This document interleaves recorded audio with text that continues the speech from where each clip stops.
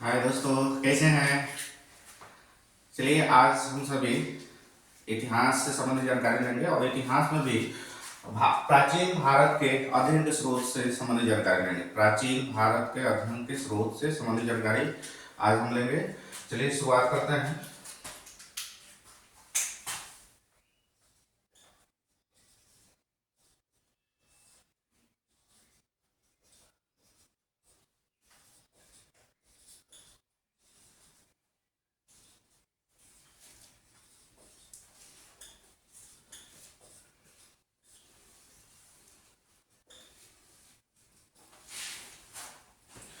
बात करें प्राचीन भारत के अध्ययन के स्रोत की, तो हम प्राचीन भारत की जानकारी हम दो प्रकार से लेते हैं।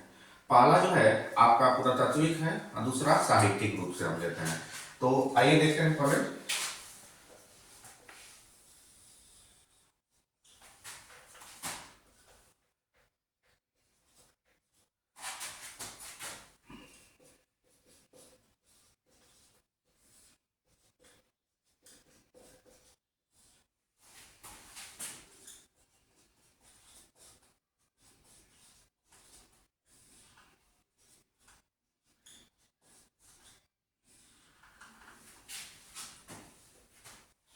तो इस प्रकार हम जो है प्राचीन भारत के जानकारी की बात करें तो हम दो मुख्य रूप से स्रोतों से लेते हैं, जैसे कि पुरातात्विक स्रोत हो गया और साहित्यिक स्रोत हो गया।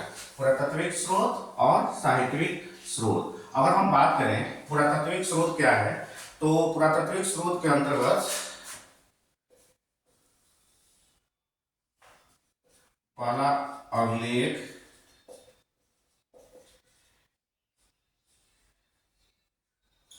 दूसरा है स्मारक एवं भवन, तीसरा है सिक्का और आपका चौथा है मूर्तियां, पांचवा है चित्रकला और छठा स्रोत है मुहरे। और हम बात करें साहित्यिक स्रोत, यानी कि हम बात करें पुरातात्विक स्रोत की, तो पुरातात्विक स्रोत में अभिलेख, पहला हो गया अभिलेख, दूसरा हो गया स्मारक एवं भवन, और तीसरा हो गया आपका सिक्का, चौथा हो गया मूर्तियां, और पांचवा हो गया चित्रकला, और छठा हो गया मुहरे। अब इसके बाद हम बात करते हैं साहित्यिक स्रोत की।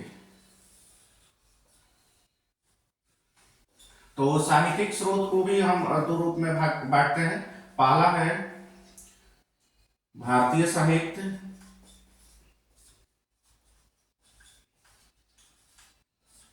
और दूसरा है विदेशी साहित्य या वैदेशिक साहित्य कह सकते हैं। विदेशी साहित्य।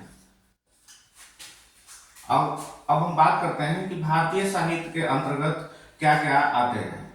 तो इसके अंतर्गत सबसे पहले अगर हम बात करें तो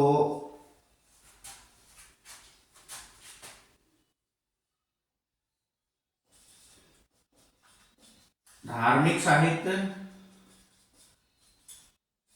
दूसरा है धर्म निरपेक्ष साहित्य, और आपका तीसरा है संगम साहित्य।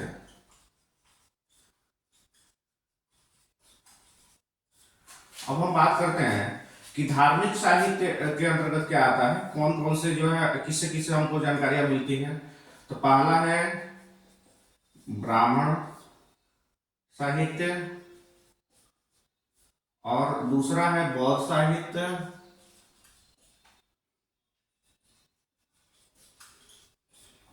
और तीसरा है जैन साहित्य।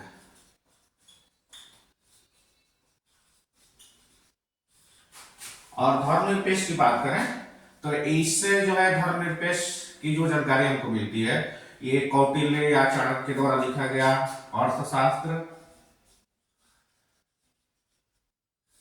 और दूसरा जो है पाणिनि रजत संजनी।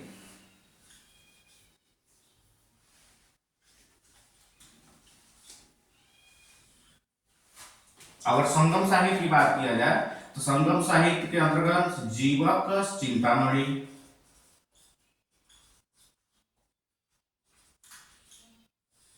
ये स्रोत है। और विदेशी साहित्य की अगर हम बात करें तो इसके भी मुख्यतः तीन प्रकार से हम इस तीन भागों में बांटते हैं। पहला जो भाग है आपका यूनान एवं रोम के लेखक, दूसरा जो भाग है वो बांटते हैं चीनी लेखक,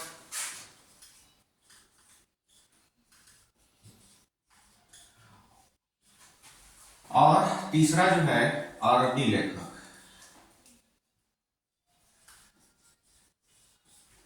अरबी लेखक। तो इस प्रकार हम देख रहे हैं कि प्राचीन भारत के अध्ययन के मुख्यतः दो प्रकार से स्रोत हैं जिससे भी हमको जानकारियां मिलती है। पहला जो है आपका पुरातात्विक स्रोत है और दूसरा जो है साहित्यिक स्रोत है।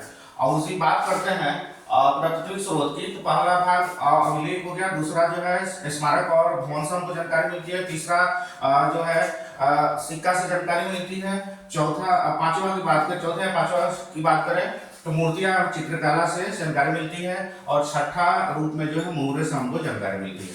अब दूसरी हम देखते हैं साहित्यिक स्रोत को। तो साहित्यिक स्रोत को सर्वप्रथम दो भागों में बांटते हैं, पहला भारतीय साहित्य और दूसरा जो है विदेशी साहित्य, यानी पहला भारतीय साहित्य हो गया और दूसरा जो है विदेशी साहित्य हो गया। अब भारतीय साहित्य की बात करें तो भारतीय साहित्य को भी मुख्यतः तीन भागों में बांटते हैं, तीन रूप में से हमको जानकारी मिलती है।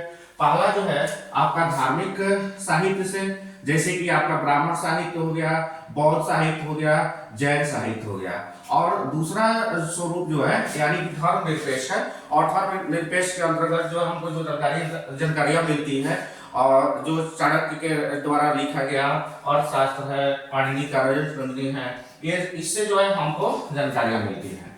तीसरा जो है संगम साहित्य की बात करें तो संगम साहित्य संबंधित हमको जानकारियां जीवक चिंतामणि जैसे जो है ग्रंथों से हमको प्राप्त होती है। अब उसके बाद हम बात करते हैं विदेशी साहित्य की। तो विदेशी साहित्य भी हमको तीन प्रकार से मिलते हैं और उससे हमको जानकारियां मिलती है। पहला यूनान एवं रोम के लेखक के द्वारा जो है हमको जानकारी मिलती है। दूसरी बात करें तो चीनी लेखकों के द्वारा जो है हमको जानकारी मिलती है। तीसरी रूप में हम बात करें तो अरबी लेखकों के द्वारा जो है हमको बात करती है। आइए हम देखते हैं, पहले चलते हैं पुरातात्विक स्रोत के बारे में पूर्ण रूप से जानकारियां लेते हैं, उसके बाद से साहित्यिक स्रोत के बारे में जानकारी लेंगे। तो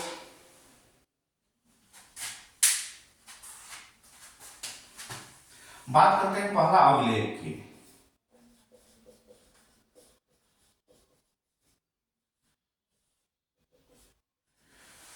तो प्राचीन भारत के बारे में हमको जानकारी लेने का पुरातात्विक स्रोत की बात करें तो उसमें अभिलेख से भी हमको प्राचीन भारत की जानकारियां आसानी से मिल जाती है। जिसमें जो है आप बात करें हाथी गुम्फा अभिलेख, हाथी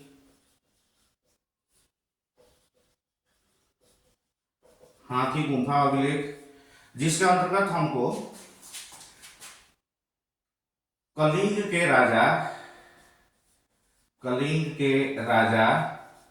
खारवेल के बारे में जानकारी मिलती है। खारवेल के बारे में जानकारी मिलती है। खारवेल के बारे में जानकारी मिलती है। अगर हम दूसरी बात करें और इसके साथ एक तो हो गया आपका हाथी गुम्फा अभिलेख हो गया, इसके साथ साथ और भी है जैसे जूनागढ़ का अभिलेख, जूनागढ़ का अभिलेख, इससे हमको रुद्रादमन जैसे राजा की जानकारी मिलती है, रुद्रादमन के बारे में जानकारी मिलती है और उसके शासन व्यवस्था से संबंधित हमको जानकारी मिलती है। तीसरा बात करें नासिक अभिलेख,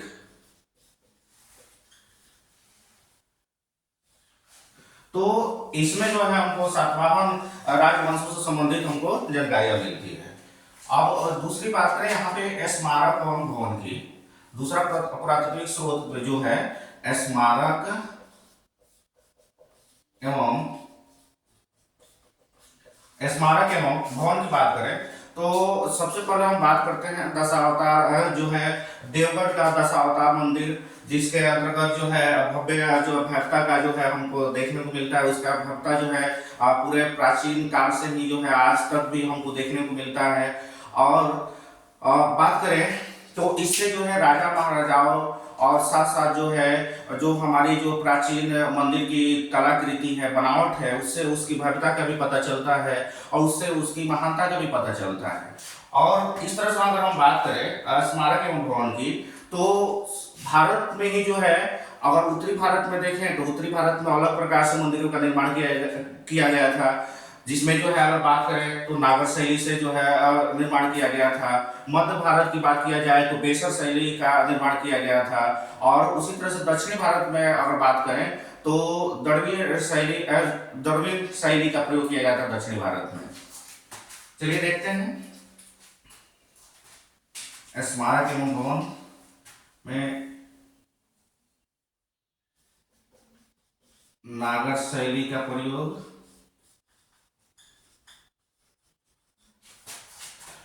उत्तरी भारत में। उत्तरी भारत के मंदिरों के निर्माण, उत्तरी भारत के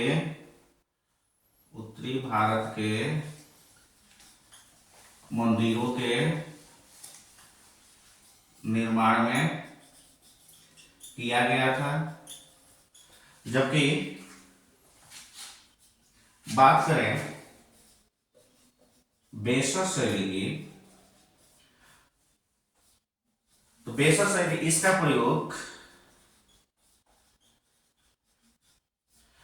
प्रयोग मध्य भारत के मंदिरों के निर्माण में किया गया था। अगर इसकी बात करें बेसर शैली से संबंधित मंदिर की, जैसे में अगर हम बात करें तो जैसे में हो जाएगा आपका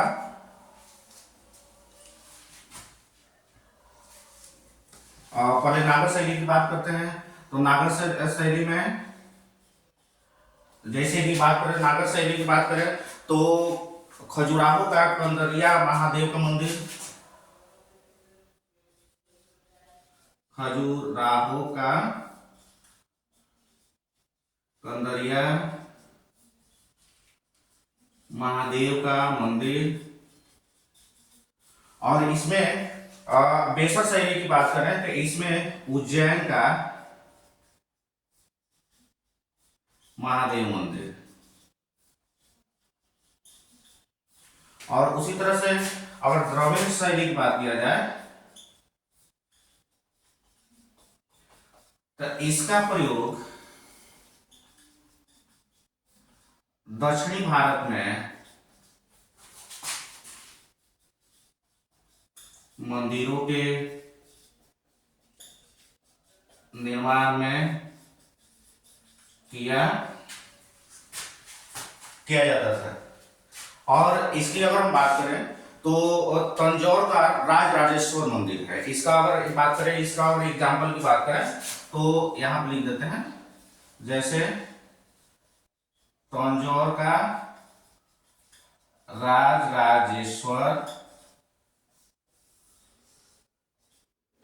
राजराजेश्वर मंदिर। चलिए आपको उतारना हो तो उतार सकते हैं।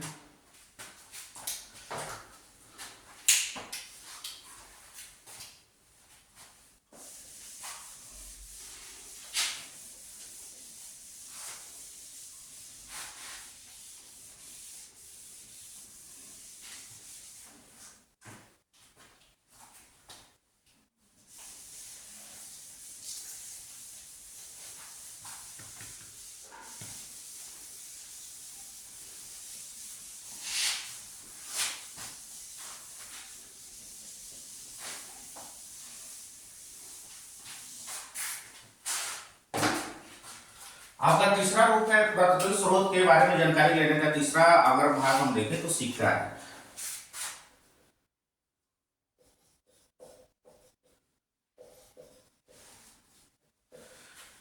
आप देखेंगे कि 206 बीसी से लेकर के 300 एडी यानी कि ईस्वी तक की जानकारी हमको अगर मिलती है तो उसका पूर्ण रूप से जानकारी सिक्का के माध्यम से ही मिलती है।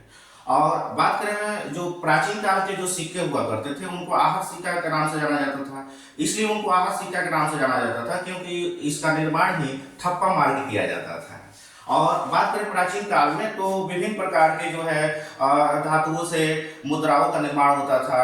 अगर हम बात करें तो सोना, चांदी, तांबा और साथ साथ में जो है शीशा का भी जो है प्रयोग किया जाता था मुद्राओं के निर्माण में। अगर हम बात करें तो सर्वाधिक मात्रा में अगर मुद्राओं का निर्माण अगर किसी काल में हुआ तो वो मौर्य काल में हुआ है। सिक्के की बात करें तो 206 बीसी से 300 ईस्वी तक की जानकारी देता है। प्राचीन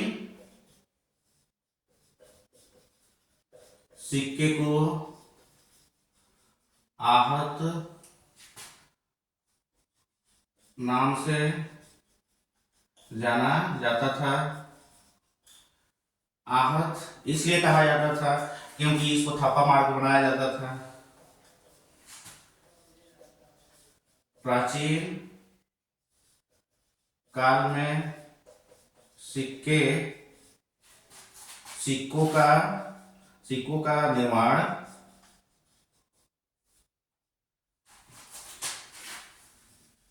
शीशा, सोना, चांदी, तांबा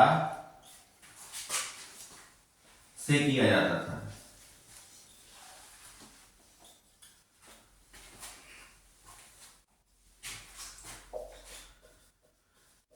सर्वाधिक मात्रा में सिक्कों का निर्माण मौर्य काल में हुआ। मौर्य काल में हुआ था। और बात करें किस प्रकार के सिक्कों का निर्माण हुआ था तो आप देखेंगे शीशा का भी प्रयोग किया गया था। शीशा, सोना, चांदी तथा तांबा जैसे तांबा से हुआ था। आपने देखा सिक्का भी हमारा जो है एक जो है प्राकृतिक स्रोत है और ये प्राचीन भारत की जानकारी हमको देता है। और ये अभी हमने आपको बताया कि ये 206 बीसी से लेकर के 300 ईस्वी तक की जानकारी देता है। और इस सिक्कों को जो है प्राचीन नाम से जो है आहत रूप में जाना जाता था। और प्राचीन काल में सिक्के का निर्माण शीशा, सोना, चांदी, तांबा और शीशा का प्रयोग किया जाता था। सर्वाधिक मात्रा में सिक्कों का निर्माण की बात किया जाए तो वो मौर्य काल में हुआ। और ये जो है और मौर्य काल में किस प्रकार के सिक्कों का निर्माण हुआ, कैसे बना, तो शीशा से, सोना से, चांदी से और तांबा जैसे जो है धातुओं का प्रयोग किया गया। और आगे हम बात करते हैं, अगला हमारा भाग है मूर्तियां।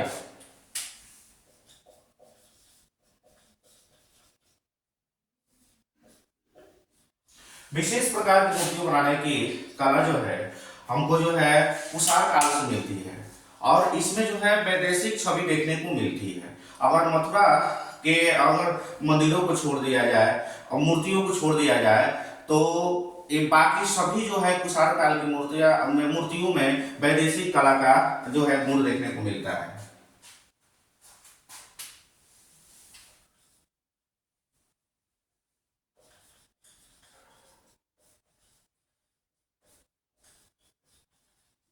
मथुरा कला को छोड़कर सभी कुषाण काल की मूर्तियों में वैदेशिक गुण देखने को मिलता है। और इस मूर्तियों से जो है हमको कुषाण काल के बारे में भी पूर्ण रूप से जानकारी प्राप्त हो जाती है। अगला है चित्रकारी। अगला है हमारा चित्रकारी। तो चित्रकारी की बात करें तो आप सभी जानते हैं कि अजंता में जो है, अजंता और एलोरा में जाने पर हमको जो है मरनासर राजकुमारी का चित्र मिलता है। साथ साथ में माँ और बेटी का जो है चित्र देखने को मिलता है। और आगे की बात करें तो मुहरे, तो मुहरों में भी जो है ये हमको जो है उससे जो है वहाँ की शासन व्यवस्था के बारे में, प्राचीन शासन व्यवस्था के बारे में जानकारी मिलती है। और इसमें देखें तो खुदाइयों से हड़प्पा और मोहनजोदारो और बेसर जैसे जो बहुत से जो है मिट्टी से बने मोहरों की प्राप्ति हुई है।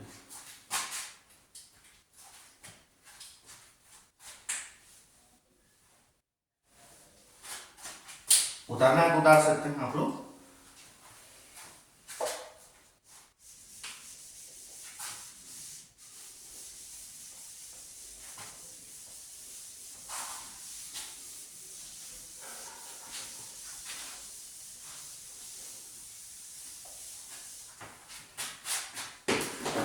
अभी मैंने बताया चित्रकला, ये जो है हमको अजंता में मरना सन राजकुमारी का चित्र, मां तथा बेटी का चित्र जो कि प्राचीन है, जो कि अति प्राचीन है, इससे जो हमको जानकारी मिलती है। अब बात करें अगला जो है, अगला की बात करें तो आपका मोहरे हैं। ये मोहरे भी जो है अति प्राचीन यानी कि भारतीय प्राचीन के बारे में जानकारी देने का मुख्य साक्ष्य है। उसमें जो है हम देखें तो हड़प्पा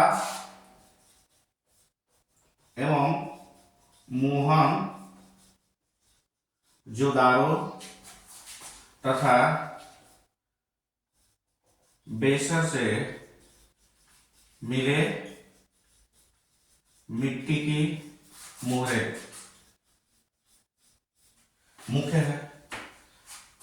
प्यारे दोस्तों, आज जो है हमने प्राचीन भारत के अध्ययन के स्रोत में पुरातत्विक स्रोत के बारे में पूर्ण रूप से जानकारी लिया। अगले वीडियो में हम लोग जो है साहित्यिक स्रोत के बारे में पूर्ण रूप से जानकारी लेंगे। तब तक के लिए अलविदा, नमस्कार। और आप सभी लोग जो है मेरे यूट्यूब चैनल को सब्सक्राइब करें। जय हिंद, जय भारत, थैंक यू।